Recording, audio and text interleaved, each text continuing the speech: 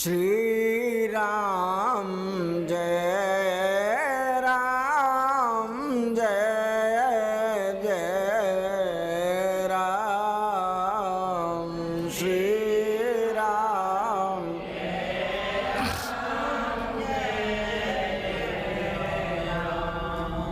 श्री राम जय राम जय जय राम श्री राम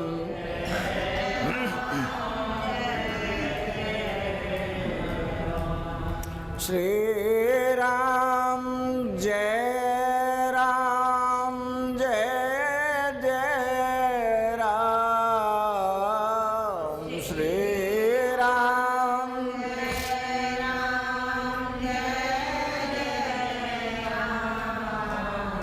श्री राम जय राम जय जय राम श्री राम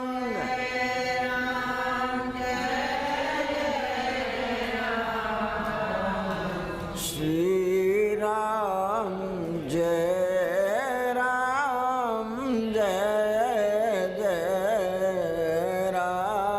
राम श्री राम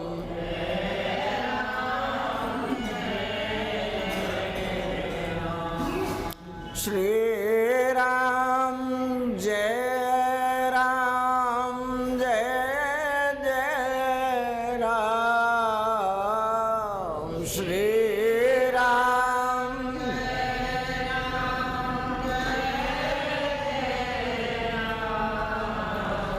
श्री राम जय राम जय जय राम श्री राम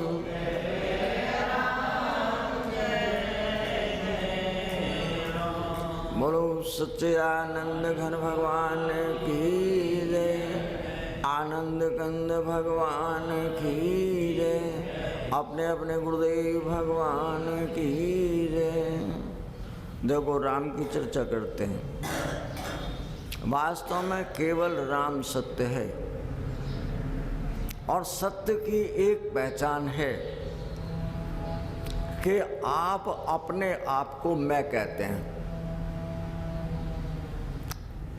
और दूसरे को तू, तेरा या मेरा।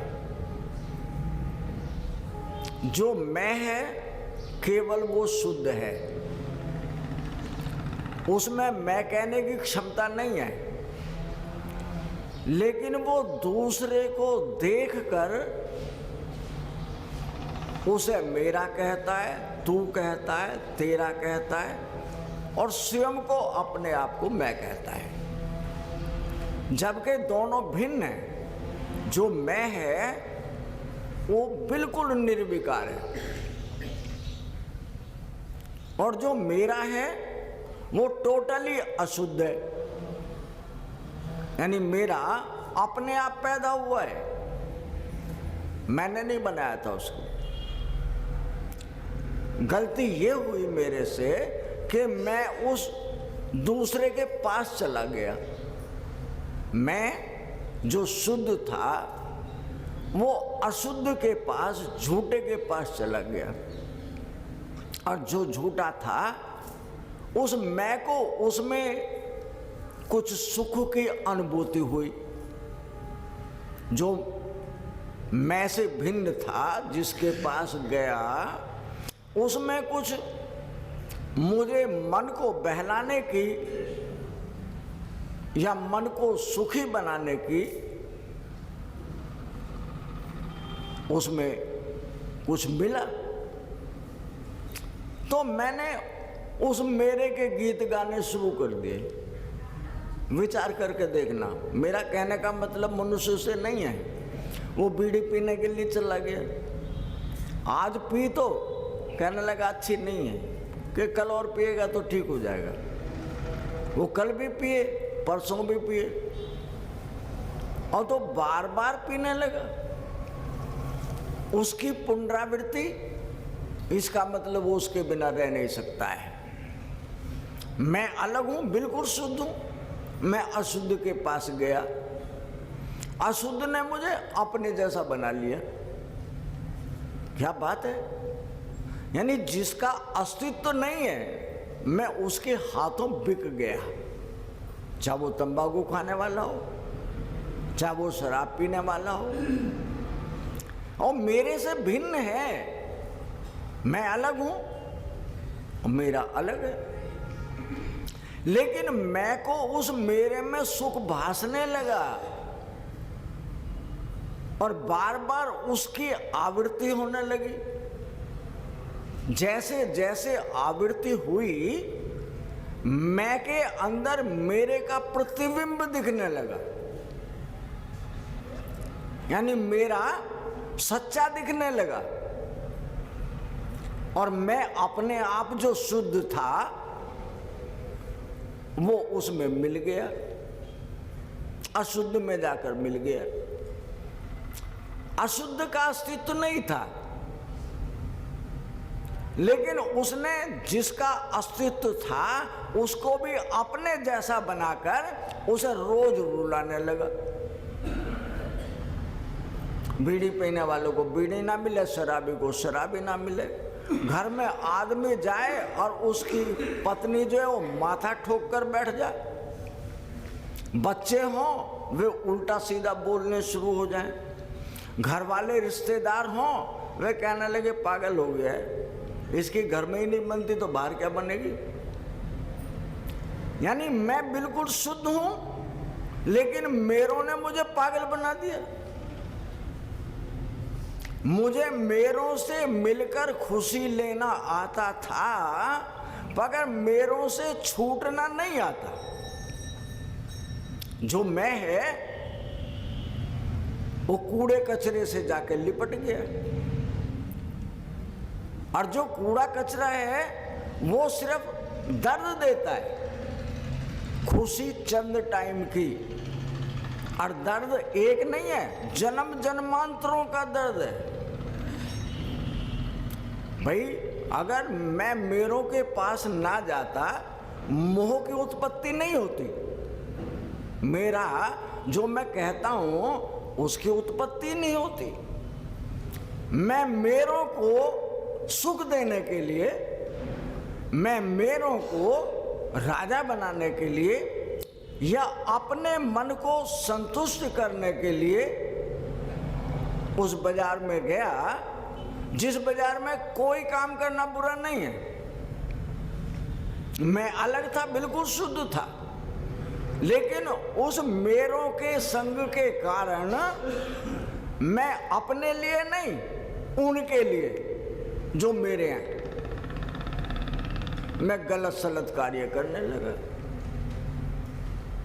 दूसरे कई बार विचार भी आया, यार तुम इतना गलत काम करते हो, तुम्हें थोड़ी शर्मिंदगी नहीं लगती है?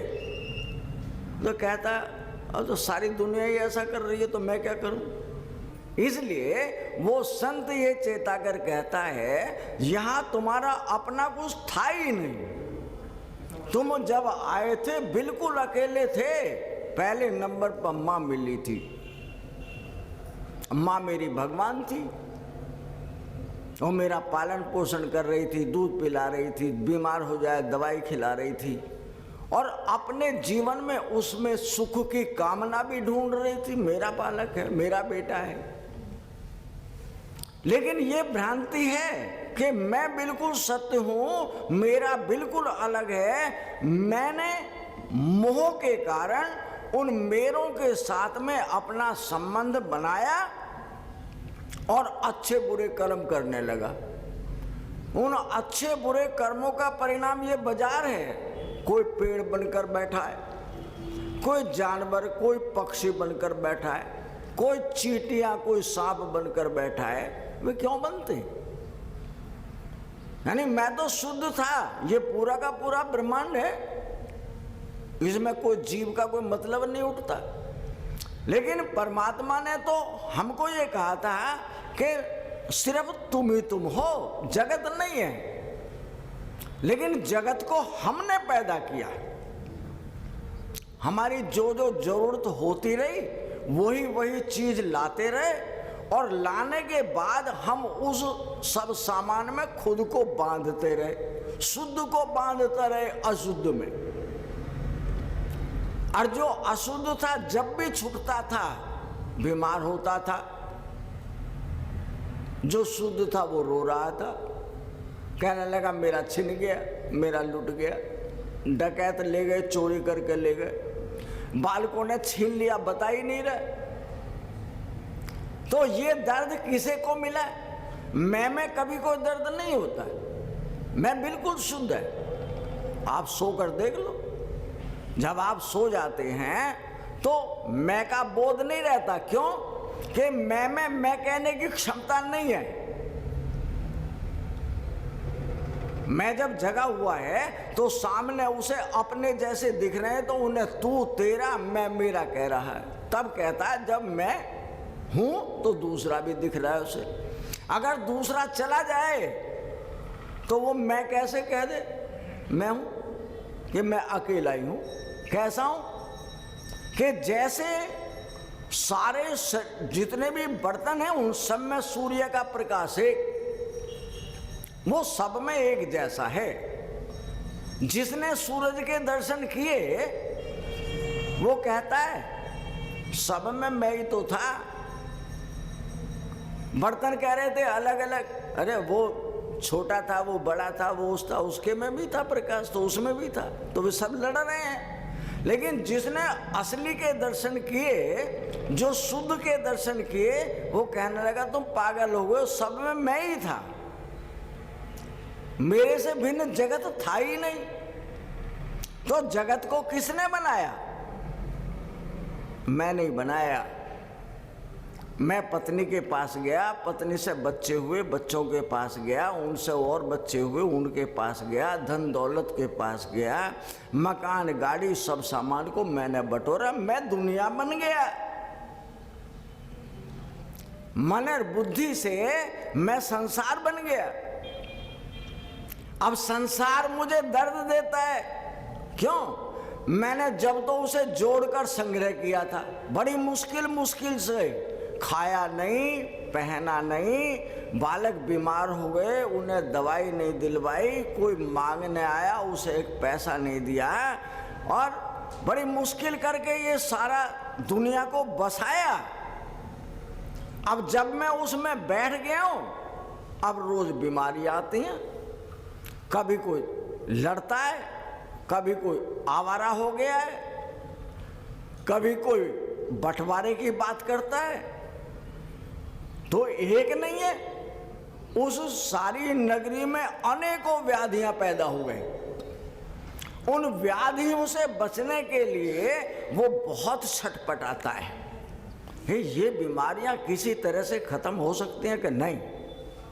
भाई बीमारियां तो खत्म हो सकती हैं, लेकिन तुम स्वयं ही नहीं खत्म करना चाहते।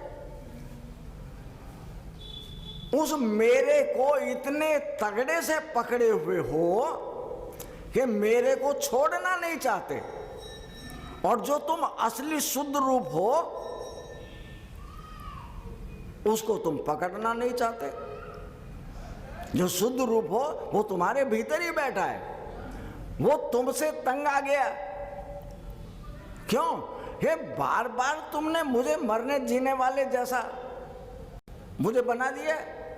मैं तो एक रस हूं हमेशा, जब तुम जन्मे नहीं थे तब भी था, जन्म हो गया तब भी हूं। कल तुम नहीं रहोगे, मैं तो कहीं नहीं जाऊंगा, मैं तो रहूंगा बराबर। लेकिन अशुद्ध का संग मिलने से, झूठे का संग मिलने से तुम्हें रोज रोज ये दर्द, ये चिंता, ये दरिद्रता, ये बुढ़ापा, ये जवानी, ये बचपन, ये मेरे, ये तेरे, ये दर्द देने के लिए कहां से आए? सपने में पैदा हो गए। जब सपना आता है तो मन हल्का सा जग जाता है। जो मन है वो मरों को, जिंदों को, अपनों को, परायों को, मित्र और शत्रु सारे बैठे हैं उसमें। मैं कहता भी हूं तुम तो बाबा मर गए थे, तुम यहाँ कैसे हो? मरता तो कैसे आता है, तुम्हारे सामने नहीं बैठा हूं। सपना बिल्कुल सच्चा दिखता है। एक आदमी ने किसी को 100 रुपए दिए और सपने में कहता है यार मेरे पैसे देना। कहता 99 लेने 99, क्यों मैंने 100 दिए थे तो 100 क्यों नहीं देता? कहना इस टाइम 99 है ना, लेता हो तो ले ले। ऐसे ही उसकी आंख खुली और आंख खुलते ही तो मेला तोड़ गया, कहने लगा 99 दे।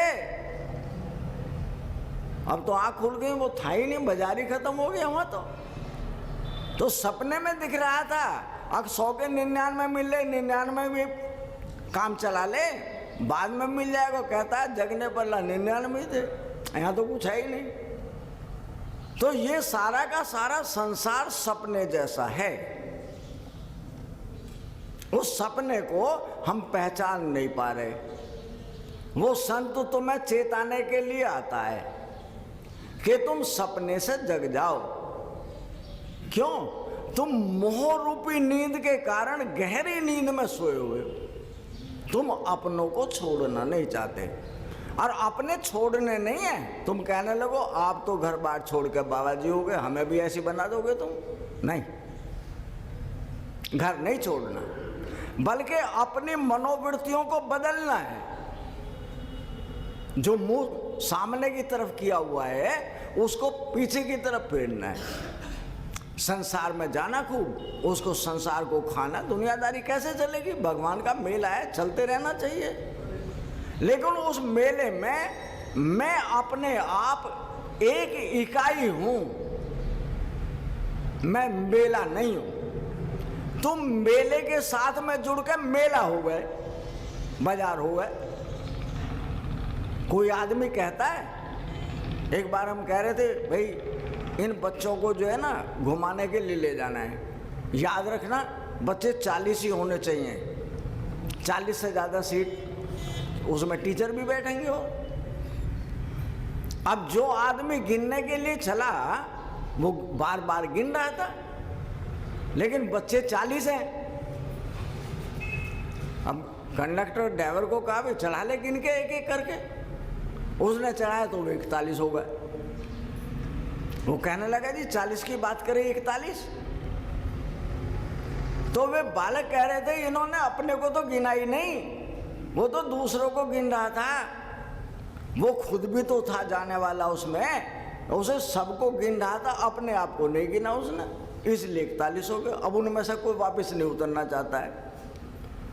तो यहाँ हम अपने आप को नहीं गिनते, उस मेले में सबको देख रहे हैं, सबके साथ चल रहे हैं, सबके साथ खा रहे हैं, लेकिन मैं कौन हूं उस मेले के देखने वाला? उसे कोई नहीं देखता है। जो उसमें अपने आप को अलग कर ले कोई भी व्यक्ति, उसे जीने की कला आ जाएगी, उसे जीने का तरीका आ जाएगा। और जो मेले के अंदर अपने आप को मेरों से बांधे हुए है, मेरों को छोड़ना नहीं चाहता, बल्कि मेरों ने ही मुझे पकड़ लिया है। जो झूठ है उसने सत्य को पकड़ लिया है, और वो कहता है मैं ही सत्य हूं। झूठ ये कहता है मैं ही सत्य हूं, सारी दुनिया का कारोबार तो मैं ही करता हूं। बताओ यहाँ राम या सत्य क्या करता है? वो तो कुछ नहीं करता है।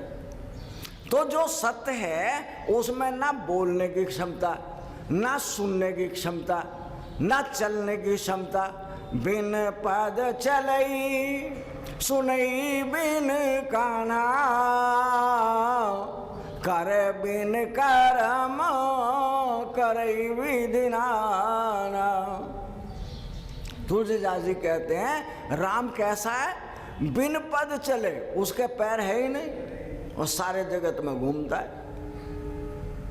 सुने बिन काना, उसके कान भी नहीं है, लेकिन सबसे पहले वो ही सुनता है। कर बिन कर्म, उसके हाथ नहीं है और सारे जगत का कारोबार करता है। यानी कोई जमीन के नीचे। एक बार शिवाजी अपने यहाँ पर सड़कें बनवा रहे थे, नालियाँ बनवा रहे थे, पुलियाँ बनवा रहे थे। उनके गुरुजी स्वामी राम तीर्थ वहाँ पहुँच गए। कहने लगे गुरुजी अब के बार मैंने लोगों को इतना काम दिया, कोई भूखो पेट नहीं सोएगा। मैंने सबको उतना काम दिया जो सब लोग भरपेट रोटी खा सकते हैं। गुरुजी ने सोचा इसको घमंड हो गया है, यानी उनको खाना मैं देता हूं, ये घमंड हो गया है। तो कहने लगे ऐसा है शिवाजी, पत्थर पड़ा है, ये तो तुमने तोड़वाया नहीं। गुरुजी आप कहते हैं तो अभी तोड़वा देता हूं। 2 मजदूर लगाए घन लेकर, वो पत्थर को तोड़ दिया। तो पत्थर में से कहते हैं एक छोटा सा पानी का घर था और उसमें एक मेंढकी थी। जो पत्थर टूटा तो पानी के उस छोटे से घर में से मेंढकी उछल कर निकल गई। वो दिखाना चाहते थे शिवाजी को, शिवाजी ये भी भूखी थी रे, इतने बड़े पत्थर के भीतर ये अकेले, इसको भी तुमने खिलाया खाना। ना गुरुजी के पैर छूने लगा। गुरुजी मुझे नहीं पता है, ये सारे जगत को खिलाने वाला कोई है, और जो खिलाता है वो किसी को दिखता नहीं है। बिन पद चले सुनी बन काना, उसके पैर नहीं है, तुम्हारे पैरों से चलता है।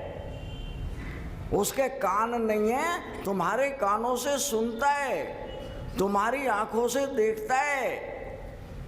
और जो भी तुम सुनकर मन में विचार करते हो तो तुम्हारे मुंह से वो बोलता है। और इन हाथों से सारी दुनिया का, तुम्हारे हाथों से सारी दुनिया का कारोबार करता है। भगवान कभी नहीं पैदा होता, भगवान संत के भीतर पैदा होता है। जो पैदा हुआ था वो पैदाइशी कोई संत है। जैसे भगवान कृष्ण कहते हैं, कृष्ण पहले महायोगेश्वर थे, वो पैदाइशी संत थे। राम को यहाँ आकर तपस्या करनी पड़ी। शिव जी पहले से ही तपस्वी हैं। तो इसलिए हम कहते हैं मनुष्य मनुष्य नहीं है, ये नर ही नारायण है। पर अगर अपने आप को इन मेरों से अलग कर ले तो नारायण हो जाए। और चाहे तो वो यहाँ पर नर रह जाओ। नर का मतलब, मनुष्य का मतलब है लेन देन बराबर, लेते रहो देते रहो, जिए जाओ आराम से। और जो राक्षस हैं उनका मतलब होता है ले पर देओ मत। जो कुराफाती हैं वो झूठ बोलें, चोरी करें, धोखा दें, बेईमानी करें, सब कुछ कर सकते हैं। लेकिन वो कहते हैं किसने देखा है, सारी दुनिया ऐसी ही बनी है राजा। इसलिए उनके व्यवहार में खोट है। जो राक्षस मनोवृत्ति के हैं उनके बुद्धि में खोट है। वो समझते हैं हमें तो यही रहना, हम तो जाएंगे नहीं, और जो सामान हमारा है उस सारे को हम अपने साथ ही लेके जाएंगे, ऐसा वो विचार करते हैं। लेकिन यहाँ से कुछ भी लेके नहीं जाना। राक्षस जितना, जो ज्यादा चतुर चालाक है, जो जितना तर्क वितर्क करने वाला है, वो उतना ही ज्यादा दुखी है। जो भोला है ना भगवान का, बहुत ज्यादा सुखी है। उसे दीन दुनिया का पता ही नहीं है, रोटी खानी है, कपड़ा पहनना है, काम करना है, भाई यही जिंदगी है। इसलिए वो संत चेताकर कहता है कि मनुष्य लेन देन बराबर रखता है तो ज्यादा दुख दर्द नहीं होते, ज्यादा चिंता शोक कलेश कम होते हैं। जो देवता बनता है, देवता का मतलब वो देता ही है, वो लेता नहीं है। कुराफाती जो है वो दूसरों को खुश देखकर खुद खुश नहीं है, वो पहले से ही दुखी है। यानी कोई आदमी अगर दुखी हो तो अपने दर्द से दुखी हो, लेकिन यहाँ मैं अपने दर्द से नहीं, दूसरे की दुकान क्यों चल रही है, दुकान मेरी भी ऐसी है, उसकी भी ऐसी है, उसकी चल रही है और मैं खाली बैठा हूँ। तो यहाँ जो ये दर्द है मैंने बोया है, मुझे भोगना भी पड़ेगा। तो जो संत यहाँ पर उन मेरों से मैं को अलग कर लेता है उसको तो महात्मा कहते हैं। और जो मेरों के साथ खो जाए, मेले में इस नौचंदी में खो जाए, माल खाना है, इंद्रियों के सब भोग भोगने हैं, सारी दुनियादारी का कारोबार करना है, तो भाई वो बार बार रोज इस सारे कारोबार को करते रहो। रोज पैदा हो जाना, रोज मर जाना, कभी खुशी आएगी कभी रोना आएगा। तो खुशी के दिन कम और रोने के दिन ज्यादा। जब तक 50 साल पूरे होते हैं, जब तक यहाँ की हर चीज कहती है आओ हमें भोगो, अरे हम तुम्हारे लिए हैं, ये समय फिर कभी नहीं आएगा। नहीं, 50 साल के बाद में जोन से मेरे अपने हैं वो भी किनारा करने लगते हैं। और यहाँ की हर चीज 70 साल के बाद तो दुलत्ती मारती है कि अभी तेरी वासनाएं पूरी नहीं हुई, अभी तेरी इच्छा कुछ भोगने की और भी बाकी है। ये संत कहता है जो घर ये है तुम्हारा वो तुम्हारा नहीं। 50 साल के बाद अपना मुंह परमात्मा की तरफ करना शुरू कर दो। क्यों? तुम्हें यहाँ रहना नहीं, तुम्हें उसके घर जाना है। जिस घर जाना है उसकी याद नहीं आती, और जो घर छूटेगा उस घर के गीत गा रहे हैं, मरे हुए भी उसी के गीत गा रहे हैं। इसका मतलब होता है आएंगे वहीं पर, उसी जाल में फंसेंगे, रोज रोएंगे रोज हंसेंगे। तो संत चेता कर कहता है ज्यादा नहीं करना, सिर्फ स्वयं को बचा लेना। मानी दुनियादारी में कौन। अभी हमारे यहाँ दिल्ली में एक केजरीवाल जी थे, वो वहाँ के मुख्यमंत्री बन गए। अब वो एक ईमानदार आदमी किसी को हजम नहीं हो रहा, वो सबके सब कहते हैं ये तो हमारा कारोबार चौपट कर देगा। अगर ये ईमानदार रह गया तो 10, 20, 50 सस्पेंड हो गए, 10, 20, 50 की ठेकेदारी खत्म कर दी, कुछ की नौकरी पक्की कर देगा। तो हम जो रिश्वतखोरी का अपना धंधा कर रहे थे, हमारा धंधा तो चौपट। तो ईमानदार किसी को हजम नहीं होता, वे सारे बेईमान लिपट कर उसको कहते हैं इसकी टांग पकड़ कर गिरो जल्दी से, ये खुद ही तंग होकर नीचे गिर जाए। कोई अफसर ईमानदार आ जाए वो अपनी कुर्सी पर नहीं टिक सकता, रोज तबादला हो उसका। क्यों? भैया इतने पूजा करेगा, नहीं भैया मैं ना लेता ना देता, तो यहाँ से जा, तेरी जगह नहीं है। तो सबकी कहानी एक जैसी है, यहाँ सब झूठ से ओतप्रोत हैं, झूठ में सुख ढूंढ रहे हैं। सुख तुम्हारे भीतर सत्य में है, केवल मैं में। जब मेरा कहता हूं तो कहता हूं मेरी टांग में दर्द, मेरे पेट में दर्द, यानी टांग तुम्हारी नहीं मेरी कह रहे हो तुम, मेरा पेट कह रहे हो। फिर मेरी सारी देही में दर्द, देही भी तुम्हारी नहीं मेरी कह रहे हो।